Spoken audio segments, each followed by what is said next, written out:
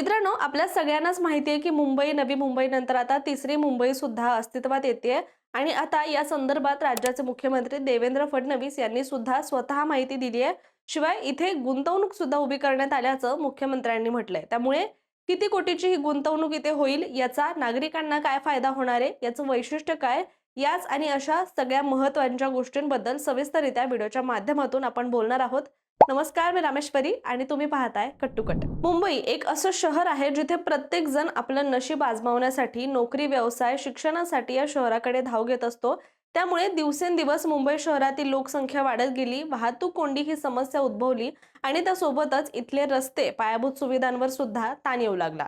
त्यामुळे मुंबई शहराला पर्याय म्हणून अनेक वर्षांपूर्वी नवी मुंबई अस्तित्वात आली. त्यानंतर नवी मुंबईची सुद्धा मुंबईप्रमाणेच दशा होऊ लागली आणि आता नवी मुंबईला सुद्धा पर्याय म्हणून तिसरी मुंबई ही निर्माण होतीये.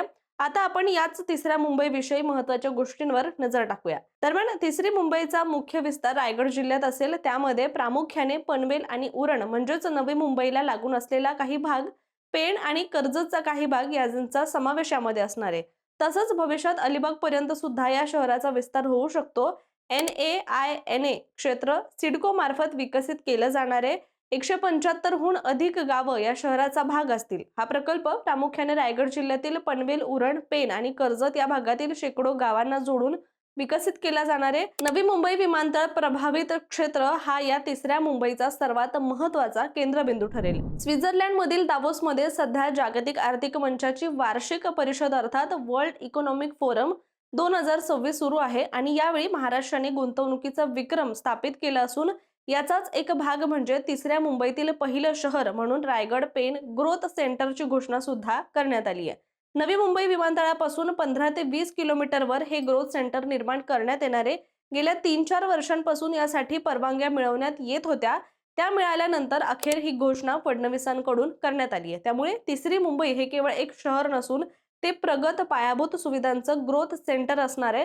नवी मुंबई विमानतळ प्रभावित क्षेत्र आणि रायगड जिल्ह्यातील पेण, पनवेल परिसरातील काही भाग जोडून हे नवीन शहर विकसित केलं जाणार आहे. हे शहर पूर्णपणे स्मार्ट असेल आणि तिथे राहण्यापेक्षा काम करण्यावर म्हणजेच एम्प्लॉयमेंट हब यावर जास्त भर दिला जाणार आहे असं देखील म्हटलं गेलंय. या ठिकाणी प्लग अँड प्ले या धर्तीवर रेडी टू स्टार्ट पद्धतीने संबंधित घटक लगेचच कामकाज इथे सुरू केले जाणार आहे.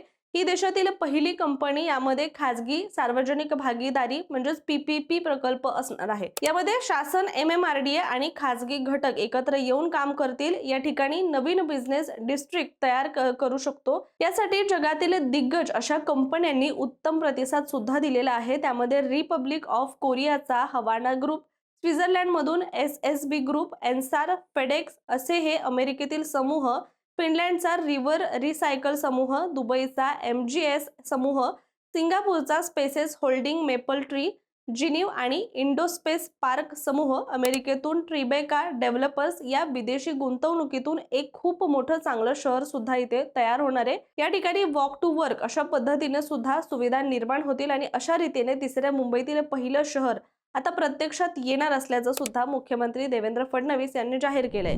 मुंबई आणि नवी मुंबईची वाढती लोकसंख्या आणि मर्यादित भूक्षेत्र पाहता या दोन्ही शहरांची वहन क्षमता जवळपास संपलेली आहे आणि याच पार्श्वभूमीवर तिसऱ्या मुंबईची गरज प्रकर्षाने पुढे आली आहे.